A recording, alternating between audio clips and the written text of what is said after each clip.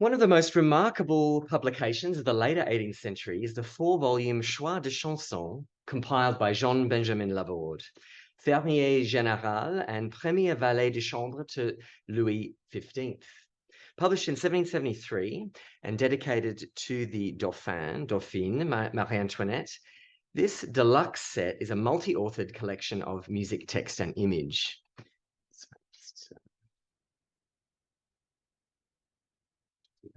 Great.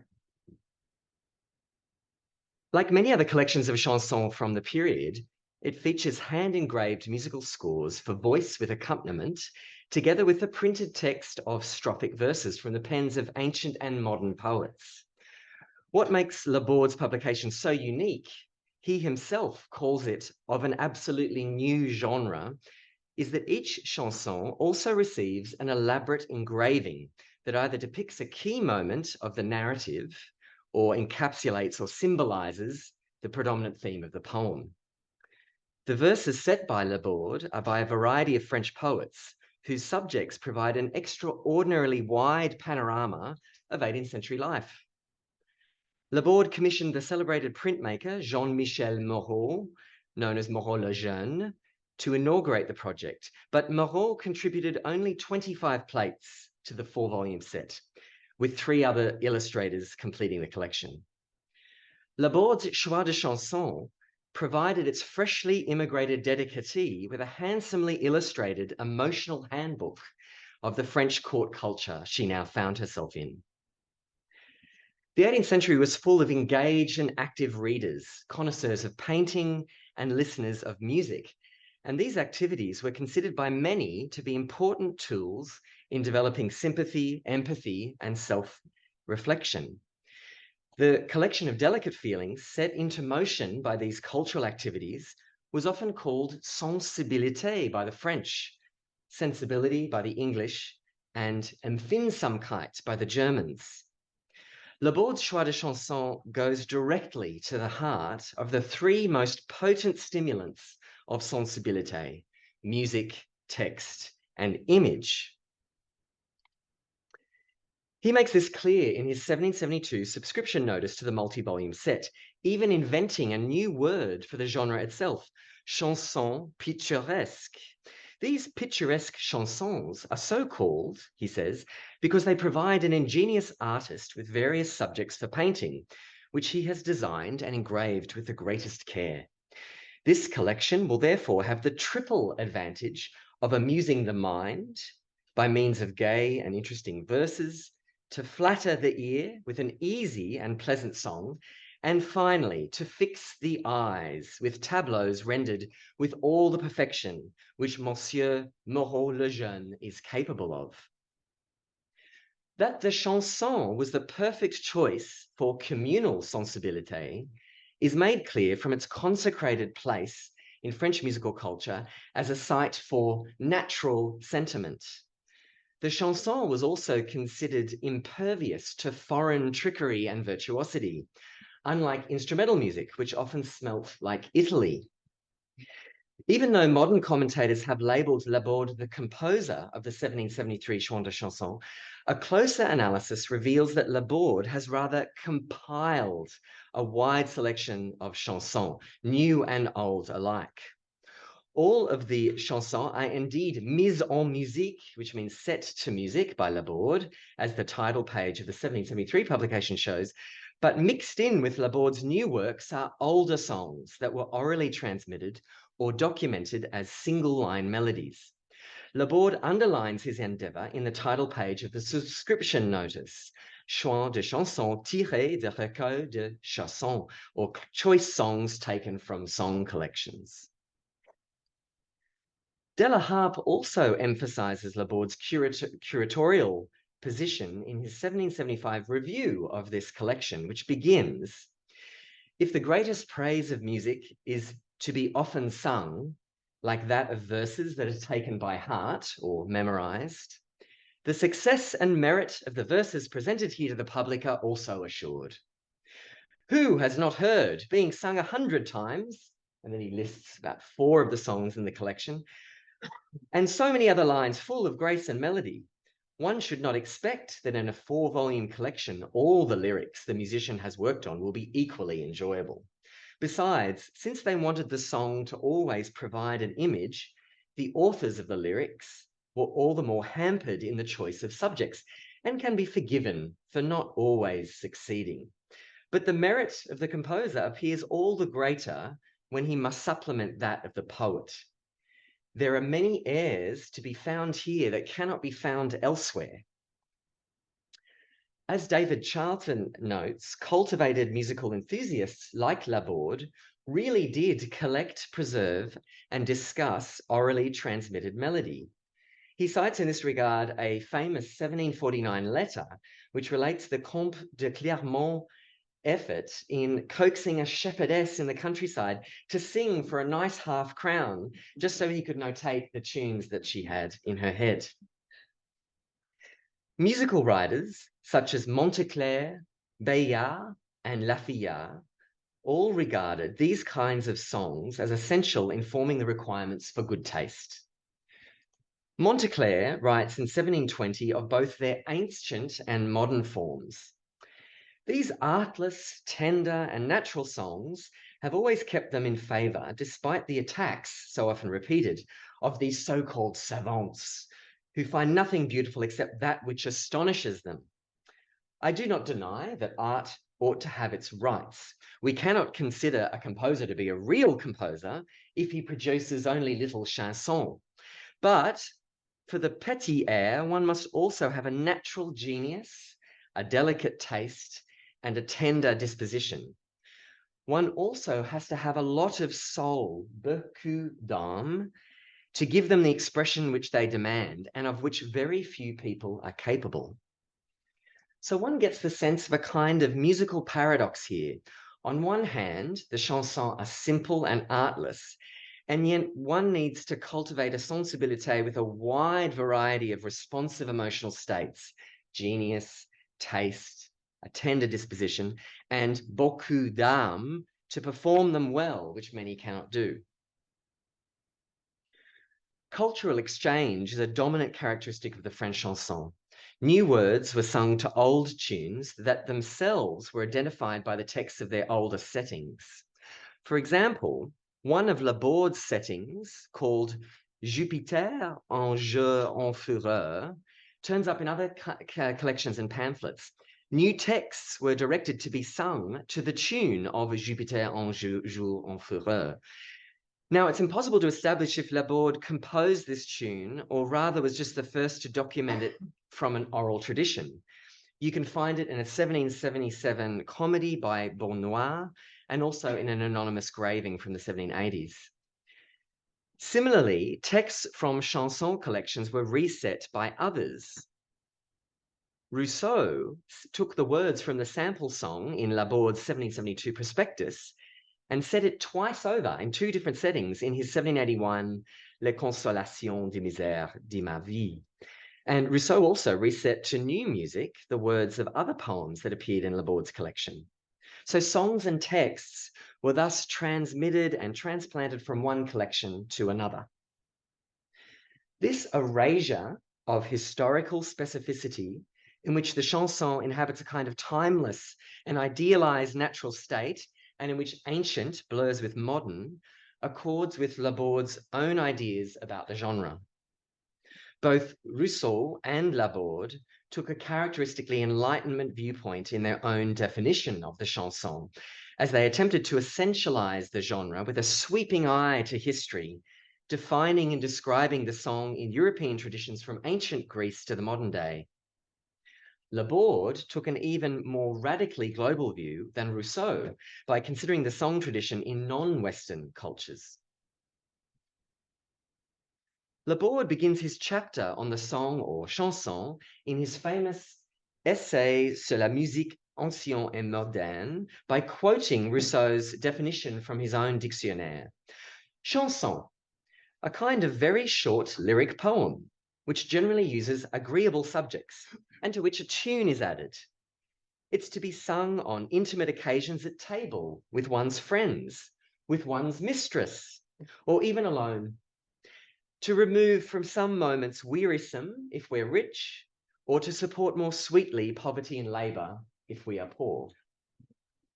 Laborde adds to this definition. We will only add to Rousseau that the chanson is sometimes an ingenious way to write the history of one's life and the differing situations of the soul, and to declare publicly what one might not dare to admit otherwise. The chanson, Laborde says, allegorically instructs the object of our affections with what we are suffering so much in hiding from them.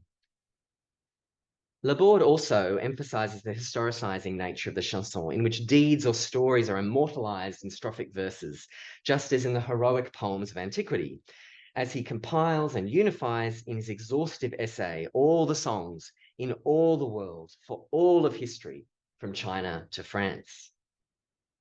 Now, read in this way, the 1773 Choix de Chansons might resemble an encyclopedic attempt to instruct its dedicatee, Marie Antoinette, and those in her courtly circle in, quote, all the differing situations of the soul, through the performative power of the French chanson, with its paradoxical accent on simplicity through melody and artlessness, and complexity through narrative and emotional range. To bring the Choix de Chansons to life, to evaluate its expressive capacity through one's sensibilité, one needed, as one needs today, to perform them. And yet one immediately discerns that there are significant obstacles to performance, as Montclair hinted. Surmounting these obstacles requires some effort. Although one's performance must appear simple and natural, as so many writers seem to suggest, several aspects of Laborde's publication makes this rather tricky. The first challenge to performance is the format of the book itself. If bound together and with small plates on already small octavo pages, the book is hard for the performer to effectively utilize, as singer and accompanist must peer at the tiny pages together, unless, of course, you could afford 2 copies. The second challenge concerns Laborde's settings. Many of the songs demand a huge range for the singer, in some cases spanning 2 octaves, as in this chanson. Difficult even for a professional, these extremes could stymie an amateur. The third challenge is the strophic nature of the chanson itself. And so to bring the chanson's histoire to life, as Laborde says himself, with a complex rendition of the narrative, you must memorize the tune on the left to sing the preceding verses, which are sometimes on the next page and indeed sometimes on the next page. So you have to memorize it. This is rather helpful in the fact that they're on adjoining pages. Only the first verse receives a precise melodic underlay, and even that is occasionally difficult and cramped and hard to decipher, with confusing abbreviating devices. Now, is it possible that the collection was never really conceived to be performed at all? Was it an expensive deluxe set that was primarily designed to be leafed through and admired like a modern-day coffee table book? That's indeed a distinct possibility. Laborde's extremes of range seem to outline an idealized, almost inhuman singer. Rousseau mentions that chansons like the romance should not require too great an extent of the voice, as he says, but Laborde's often operatically inflected chansons are wide-ranging and challenging. There's so much here that precludes what the 18th century called a prima vista performance, or a performance at sight. Laborde's collection encourages you to work hard at the chanson.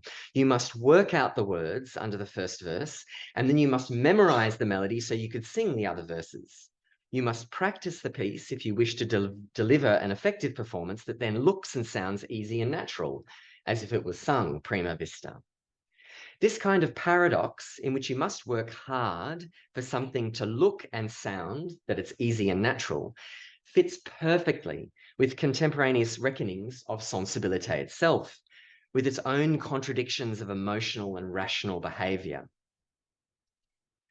Diderot's paradoxe sur la comédienne goes to the heart of the matter. One says that one weeps, but one does not weep when one pursues an effective adjective that eludes us. One says that one weeps, but one does not weep when occupied in rendering harmonious verse. Or if tears flow, the quill falls from the hands. One gives into feeling and one ceases to compose.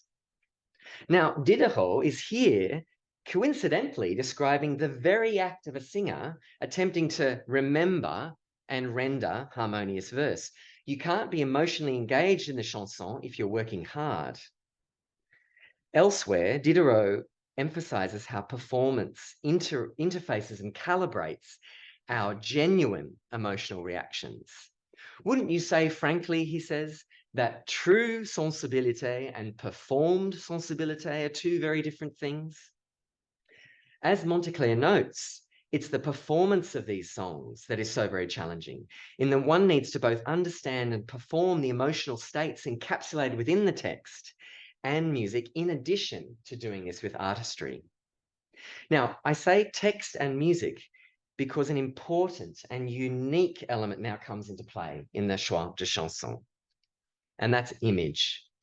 Laborde goes to greater lengths to help performers than any other contemporary composer and printer, and not the least is the inclusion of imagery, which helps the performer and listener access and visualize these collections of diverse emotional states. The person leafing through the Choix de Chansons witnesses these little scenes in frozen tableaus. One is asked to imagine and seek out, with the help of the aphorism below the image, what the scene means in context of the elaborate histoire or narrative of the chanson. It often depicts the emotional climax of the story, and as such aids in your cultivation of sensible empathy.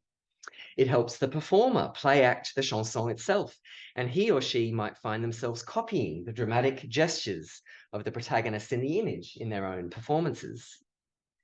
There are several other subtle musical aids in the collection. Second, Laborde and his engravers do try and help as much as possible with text underlay. One song exceptionally includes the different verses for each, different words for each verse under the same music, and others occasionally have the verses newly engraved for the singer. Third, the accompaniment is not a figured bass, which is a shorthand indication for harmony, the bottom here, but rather it's a written out obligato part, which you see in this earlier version of a chanson by Laborde as a harp part. This decision would have vastly increased the labor of the engravers and of Laborde in composing out these accompaniments. Figured bass would have increased the textual possibilities of different realizations, but just as the image freezes the flowing narrative into a single moment, so too does Laborde's realization capture the unique style of an accompanist. And here it's the composer himself. That the authorial voice is never far away in Laborde's collection is not an accident, either in the history of music and the work concept, or indeed in Laborde's own career. Enlightenment thinkers sought to imbue more authorial control with the composer as one means of gaining control over a proliferating product. But Choix de Chansons was not meant for a large market. Rather, it was an attempt to ingratiate Laborde with a new regime. But the authorial voice is important here too, as Laborde saw himself as the ideal curator of a wide diversity of French chansons. Although ultimately Laborde was not to find favour either with the new court or indeed with history in general, his Choix de Chansons are in many ways a testament to important contemporary concerns about sensibilité and performance, about the struggles that 18th century people had in finding new ways to articulate individual feeling. The challenges to performance that are in many ways at the heart of the Choix de Chansons lie directly alongside Laborde and his creative team's efforts to aid in that struggle. That's epitomized both in the emotional hyperactivity of sensibility itself, with all its paradoxes, as well as in the Choix de Chansons itself, as we assess its unique performative power and emotional challenges. Thank you.